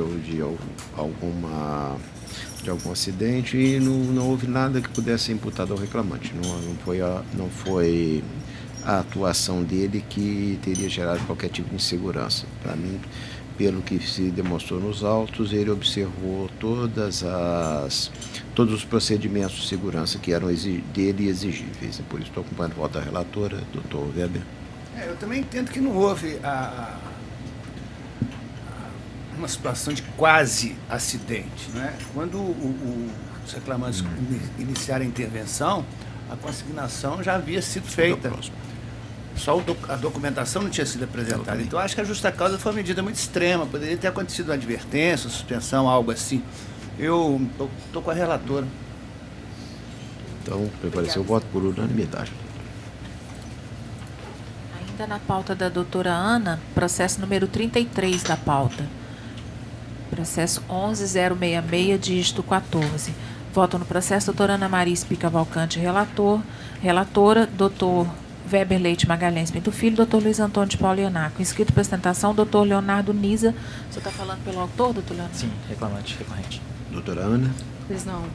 Conheço o recurso ordinário, no mérito, dou-lhe provimento. Para condenar a reclamada, pagará ao autor o adicional de insalubridade em grau máximo, com reflexos em férias mais 1/3, 13º salários, aviso prévio e fundo de garantia mais 40%. Ficam invertidos os ônus quanto ao pagamento dos honorários, que passam ao encargo da reclamada, isento a autora do pagamento de honorários advocatícios sucumbenciais e condena em honorários advocatícios sucumbenciais a ré, no percentual de 5%. Fixa o valor da condenação em 20 mil, com custas no importe de 400 pela reclamada. Essa é a proposta de voto, senhor presidente.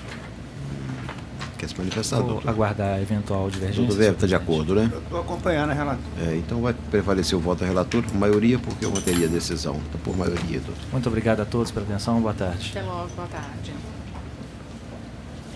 Pauta do doutor Weber, processo número 50 da pauta. Processo 12.623, dígito 66.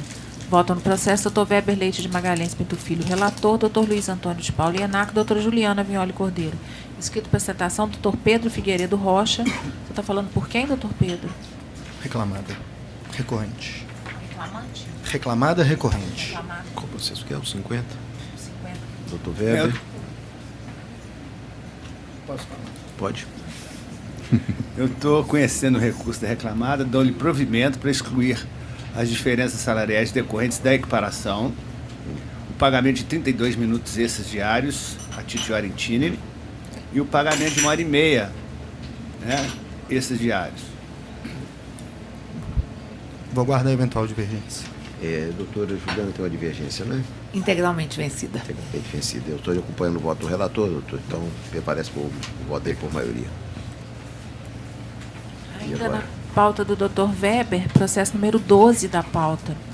Processo 10.332, dígito 64. Voto no processo Dr. Weber Leite de Magalhães Pinto Filho, relator, Dr. Luiz Antônio de Paulo Ianaco, doutora Juliana Vignoli Cordeiro. Inscrita para ostentação, doutora Sheila Cristina Blanco Rodrigues. Ela está falando por quem, doutora Sheila? Pelo reclamante. Doutor Weber quer antecipar a conclusão.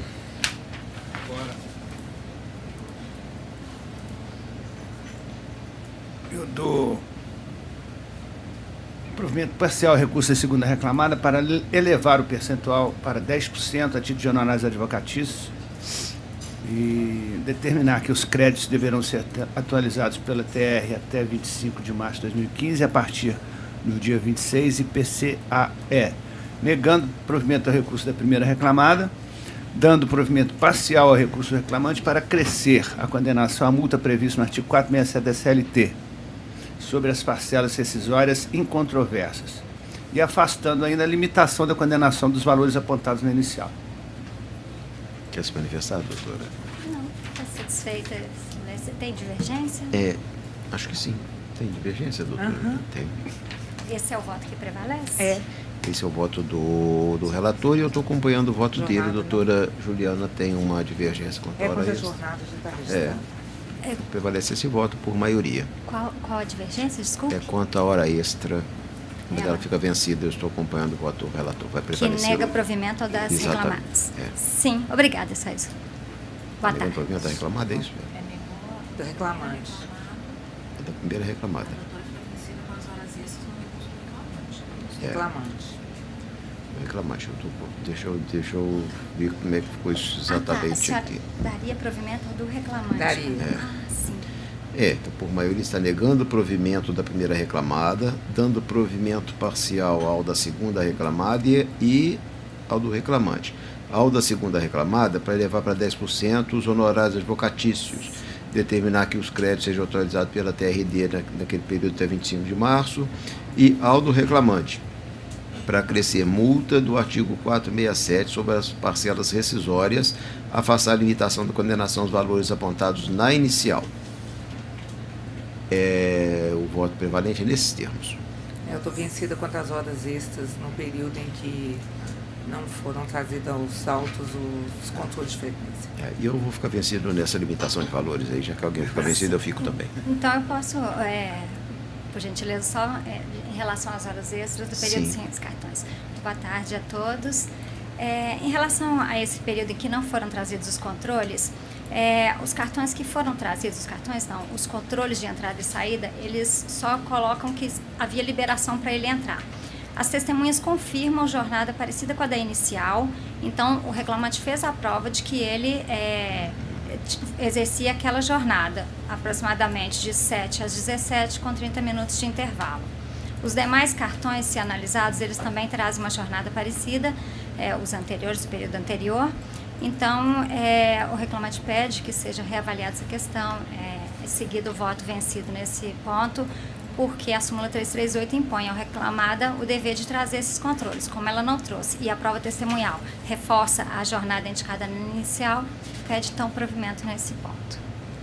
Sim, doutor Weber. Eu mantenho minha proposta de voto. Com relação à falta de cartão de ponto em determinado período, eu sempre entendo que não deve prevalecer aquilo que é alegado na inicial, não. E sim, a apuração deve ser feita pela média. E, portanto, mantenho a proposta de voto.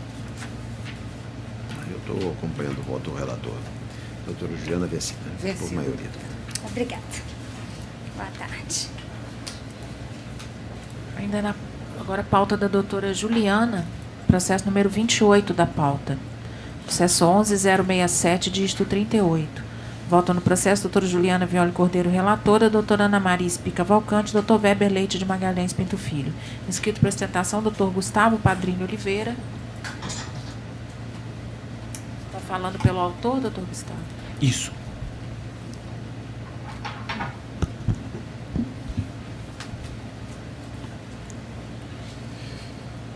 Eu estou conhecendo os recursos ordinários interpostos pelas partes no mérito, dando parcial provimento a ambos os apelos, sendo a do reclamado para reduzir o valor dos honorários periciais relativos à perícia de insalubridade para R$ 1.500, para afastar a condenação de ambas as partes ao pagamento dos honorários advocatícios sucumbenciais e ao recurso do reclamante para acolher a equiparação salarial entre o autor e o paradigma Adão Rodrigues Neves Filho dos Santos, a partir de setembro de 2013, condenando o reclamado ao pagamento das respectivas diferenças salariais afastadas das parcelas de cunho personalíssimo, conforme se apurará em liquidação, com reflexo em repouso semanal remunerado, 13º, férias, acrescido de 1/3, FGTS mais 40%, adicional de insalubridade e horas extras. Primeira proposta de voto, doutor. Perfeito. Sim. Primeiramente, boa tarde, senhores desembargadores e relatoras, demais desembargadores e revisores, demais membros da mesa e nobres colegas de advocacia. Ficou para ser analisado, no qual eu apelo ainda, a questão da hora extra e também dos gastos com combustível. O reclamante, embora não tenha comprovado nos autos a questão do combustível, que era o deslocamento dele, com o veículo que ele tinha na moto, até o ponto que a empresa distribuía ou disponibilizava o transporte até a sede, realmente não houve notas ou recibos. Porém, nas provas testemunhais, ficou claro por todas as testemunhas que o ônibus saía somente desse ponto e que não buscava nenhuma pessoa em casa. Então, a inicial, nesse sentido, ela tentou, já que não havia esses recibos, colocou um mapa, né, da distância da casa do reclamante até onde o ônibus ia, quilometragem, uma média, e o valor do combustível à época. Então, devido à prova ter vindo aos autos no sentido de que realmente esse transporte não existia e que esse transporte era particular do reclamante, e, querendo ou não, é um trajeto grande, porque se trata de uma zona rural, a gente faz apelo ainda à intenção da procedência desse pedido. E em relação à hora extra, fica também um apelo do intervalo de almoço, porque a reclamada não juntou vários cartões de ponto nesse sentido, e os que juntou, pode-se verificar nos autos, que o intervalo de almoço é um horário britânico. Então, como é súmula do TST e está lá sempre 11h30, meio-dia e meia, 11h30, meio-dia e meia, 11h30, meio-dia e meia, acredito que é pouco provável que o reclamante tenha repetido o horário sempre nesse sentido, e é onde se faz o apelo também para a reversão. Muito obrigado. Em relação ao intervalo entre a jornada, de fato pode haver essa marcação britânica, essa pré-assinação, ela é autorizada, então eu deixei de dar provimento ao apelo no aspecto por causa disso. E quanto à diferença, né, do valor que seria da condução do combustível, como não há uma obrigação legal da empresa arcar com o ônus que seria da casa-trabalho, seria da porta da casa para o trabalho, e como não veio ao processo nenhuma prova de que a reclamada tenha se comprometido com esse auto, assim, nem testemunhal, essa prova foi feita nem de forma testemunhal, eu mantive a decisão de origem. Estou acompanhando. Eu também. Unânime. Muito obrigado, bom trabalho, senhores. Agora, pauta do doutor Ienaco, processo número 33 da pauta. Processo 11.113, dígito 02. Votam no processo doutor Luiz Antônio de Paulo Ienaco, relator, doutora Juliana Violi Cordeiro, doutora Ana Maria Espica Cavalcante. Inscrito para sustentação, doutor Tiago Augusto da Silveira. Você está falando pela ré, doutor Tiago? Ré recorrida. O meu voto, eu nego provimento, mas já tenho antecipadas aqui as divergências, dando provimento ao recurso. O doutor pode fazer a sua sustentação, então. Ok, obrigado. Boa tarde a todos. No caso em específico, é uma ação em que o reclamante pugna pelo deferimento de dano moral por alegado acidente de trabalho, bem como reintegração ao trabalho decorrente da estabilidade. O laudo pericial produzido no processo, ele foi inconclusivo quanto ao nexo de causalidade entre o fato e o dano. A prova colhida, inclusive pelo reclamante, afirma que não viu acontecer nenhum acidente ao longo da jornada de trabalho. O afastamento dado pela Previdência Social ao reclamante foi 8 meses após a dispensa dele. Ele foi dispensado em 18/3/2016 e afastado pela Previdência Social em 18/11/2016, por doença comum. Não ficou caracterizado nenhum acidente de trabalho ao longo do pacto laboral, seja pela prova documental, seja pela prova testemunhal colhida no processo. O afastamento pela Previdência foi por doença comum e, por isso, a reclamada pugna pela manutenção da sentença de primeiro grau, nesse sentido, por ausência de prova quanto ao acontecimento do acidente durante a jornada de trabalho. Eu vou ter nesse sentido mesmo, negando provimento, doutora Juliana. A divergência é minha, eu entendi comprovado, porque apesar de ninguém ter visto o momento exato do acidente, foi a testemunha que era então encarregado do autor, esclareceu que esteve com ele logo após o acidente, que ele levantou, puxou a barra da calça, mostrou o joelho, tinha caído de um forno. Inclusive, o encarregado também relatou que o autor foi levado ao hospital nesse dia. Ou seja, eu estou convencida de que houve efetivamente o acidente de trabalho, motivo pelo qual ele não poderia ter sido dispensado. Logo depois, ele ficou afastado e tudo, então Nesse sentido, o meu voto, que está aqui também é extenso, eu vou direto à conclusão da minha proposta de voto, que é: eu estou conhecendo o recurso interposto pelo autor no mérito, dando parcial provimento para determinar a reintegração do autor ao emprego a partir de 10 de janeiro de 2016, inclusive nas mesmas condições contratuais anteriores à dispensa, mas em função compatível com sua limitação física atual, no prazo de 15 dias a contar da publicação dessa decisão, sob pena de multa diária equivalente a R$100 até o efetivo cumprimento da obrigação a ser revertida em favor do autor. Condenar a ré ao pagamento de salários vencidos e vincendos como se estivesse na ativa, com todas as vantagens legais e convencionais relativas ao período em que não se encontrava em gozo de benefício previdenciário, desde a dispensa ilegal ocorrida em 29 de janeiro de 2016, com reflexo em FETs acrescidos de 1/3, 13º de salários, FGTS, a ser apurado em liquidação. Dano moral no importe de R$15 mil, para condenar a ré na obrigação de custear as despesas comprovadamente feitas para tratamento de saúde do autor em função da patologia diagnosticada, desde que não cobertas com plano de saúde porventura ofertado pela empregadora, honorários especiais a cargo da ré. É minha proposta de voto. Doutora Ana. Eu acompanho a divergência. Então prevalece a divergência, eu fico vencido, vai ficar como redação. Tá pronto. Quer que eu faça? Tá pronto. Só vai... Quer que faça? Por quê? Não, eu passo a redação aí, você. Não, ele vai okay. para você. Vou tirar da caixinha e usa essa conclusão da senhora. Pode usar essa conclusão. Tá eu tenho a conclusão aqui. Obrigado a todos, boa tarde. Boa tarde.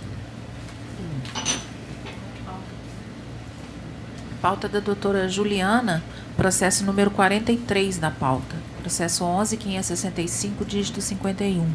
Voto no processo, doutora Juliana Violi Cordeiro, relatora, doutora Ana Maria Espica Cavalcante, doutor Weber Leite de Magalhães Pinto Filho.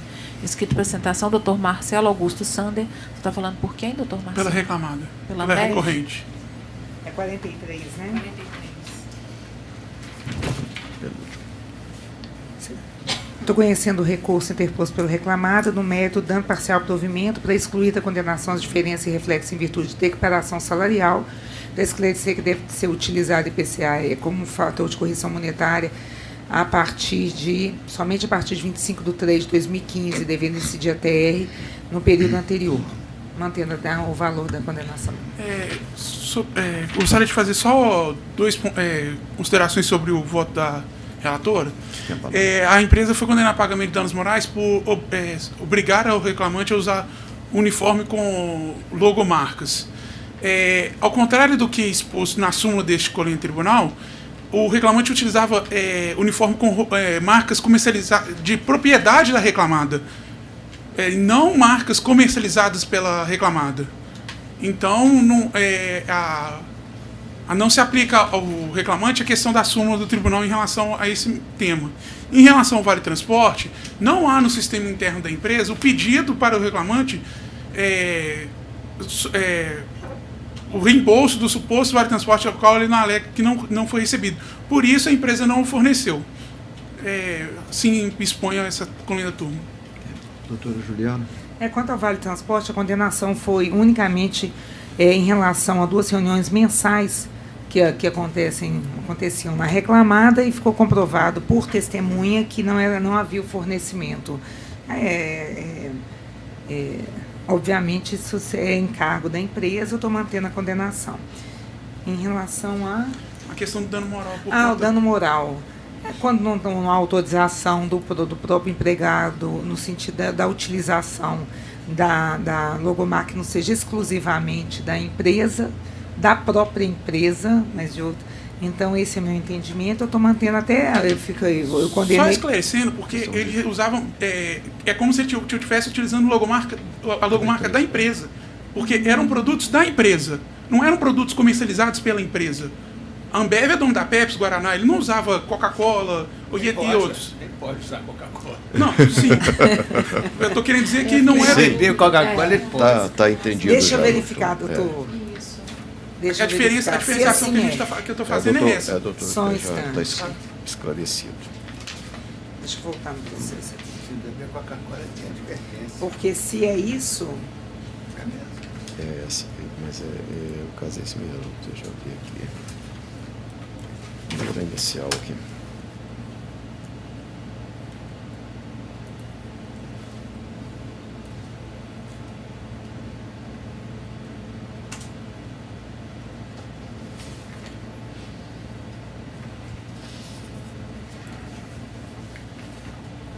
É verdade. É verdade, doutor. Eu vou excluir essa condenação. Adriana, você retifica para mim, por favor, dá provimento para... Eu posso dar minha opinião aqui? Pode, está votando. Foi exatamente a minha divergência, foi exatamente com relação a esse dano moral por direito de imagem. Primeiro que, é o que o doutor falou, a empresa fabrica os produtos e ele usa a logo ali, da Pepsi, do Guaraná Antártica, da cerveja, etc. Trabalha na Ambev. E é uma situação muito diferente. E eu também não vejo assim, qual que é o dano que pode causar ele usar esse uniforme. Ele vai ficar constrangido de usar o logo? Que não fosse, algum dano ao ego dele? Não pode. É muito diferente da situação, por exemplo, do Neymar, do Messi, que joga lá no Barcelona, que joga lá no PSG, que a hora que ele coloca um logotipo na camisa do PSG, quanto que o PSG vai oferir de lucro, se a Fiat patrocina, ou se a Emirates patrocina o Barcelona, é completamente diferente a situação. Aí sim teria direito ao direito de imagem. Mas o cara que é um vendedor, está trabalhando, distribuindo Pepsi Cola e Guaraná, não vejo motivo nenhum. Depois daquele lance de ontem, não sei se está... Depois daquele lance de ontem, não sei se está vendendo tanto. O lance do Neymar. Mas ela só somou mais uma dele, né? Aquilo não foi boa, não. Tá. Bom, independente disso, doutora Ana, está de acordo? Eu estou de acordo com essa alteração. A senhora vai alterar a conclusão da senhora aí? Estou inserindo mais um item para excluir da condenação a indenização por... E aí o valor da condenação? Eu já estou abrindo aqui a sentença para ver em quanto que estava e vou reduzir. Deixa eu dar uma olhadinha aqui. Sentença. 15 mil reais. A sentença? Isso.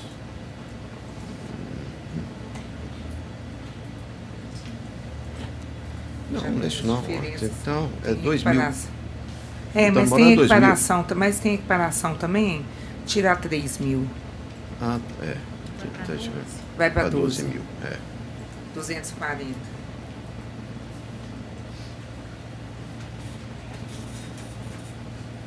É isso, doutor. Obrigado, boa tarde. Boa tarde. Então incluiu aí a exclusão do dano moral e reduziu a condenação para 12 mil. 240 ainda pela regra. 240 Alguém vencido ou não? Não, né? Não, agora é unânime. Agora ficou unânime. Que harmonia. Cada vez mais convergente essa turma, que coisa boa. Eu quase não divergi de ninguém. Tá ficando chato, eu vou embora. Você está divergindo bem mesmo. Fiquei. Agora está divergindo bem. Daqui a pouco vou começar a divergir de mim mesmo, para o negócio ficar um pouco mais bacana. Agora a pauta da doutora Ana, processo número 43 da pauta. Processo 11.584, dígito 34. Vota no processo doutora Ana Maria Espica Cavalcante, relatora, doutor Weber Leite de Magalhães Pinto Filho, doutor Luiz Antônio de Paulo Ianaco.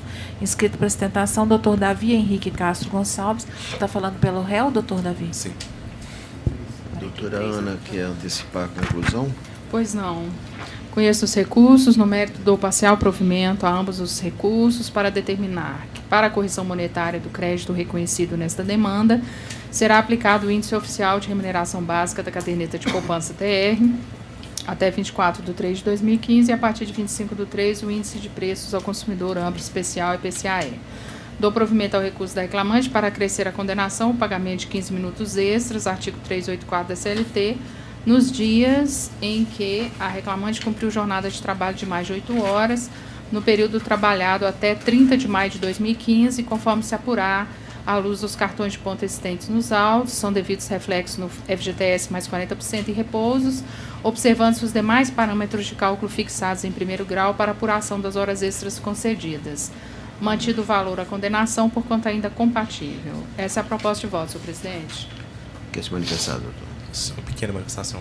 Peço licença para cumprimentar essa douta turma na pessoa do excelentíssimo senhor presidente. os colegas aqui presentes, boa tarde a todos. Excelência, eu só peço para que seja conferido o provimento do nosso recurso para afastar a condenação das horas extras em razão dos cursos treinetes. Eu digo apenas para que seja valorada a prova, assim como na origem nas demais matérias. Eu digo porque o próprio depoimento da testemunha arregimentada pelo banco reclamado, por exemplo, a título de exemplo, o senhor Diego Beraldo Almeida, ele relata que há pelo menos há 7 anos já não era possível mais o acesso aos cursos treinetes fora do local de trabalho. A segunda testemunha também já relatou que aproximadamente, acho que uns 4 anos, cursos treinetes já não tinha necessariamente realizados, tinha que ser necessariamente realizados na agência, né? Então, ainda que, ou seja, se fizesse uma média nesses períodos relatados, valorando o depoimento desses, acho que compreenderia aí o período prescricional para afastar a condenação nos cursos treinetes, por entender que esses cursos eram feitos estritamente dentro da agência, não tendo o que se falar, então, cursos fora. Seriam essas as razões de acrescer a reforma. Pois não. Doutora Ana. Doutor, com relação aos cursos treinet, eu estou mantendo a decisão de primeiro grau e alerto que já houve uma limitação, né, do marco prescricional até 30 de maio de 2014, exatamente já levando em consideração essas alterações que o banco promoveu, né, entendendo que nesse período que foi fixado na sentença, os cursos ainda eram realizados na residência da reclamante. Então, eu mantenho minha proposta de voto, senhor presidente. Bom, eu tinha até uma divergência aqui, mas como o doutor Weber está acompanhando a minha divergência, exceto na parte que eu divirjo, eu vou retirar a divergência. Estou acompanhando o voto, vai prevalecer por unanimidade. Doutor Weber, vai divergir? Não. Perfeito. Obrigado, excelência. Boa tarde.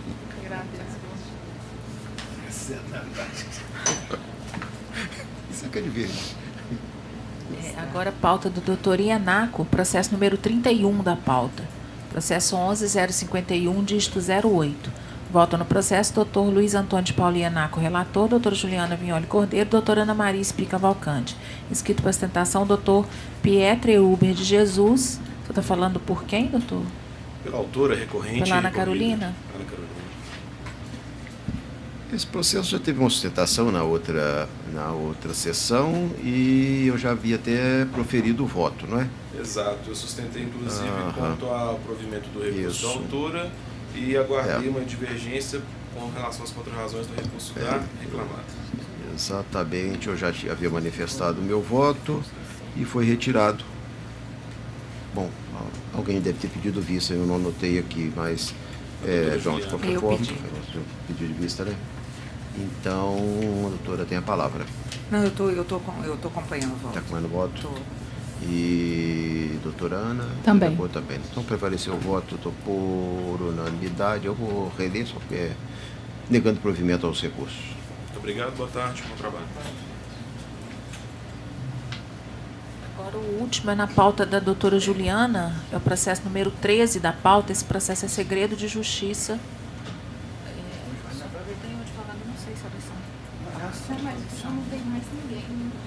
Elas são desse processo? Desse mesmo processo. É o número 13 da pauta da doutora Juliana. É o processo número 10.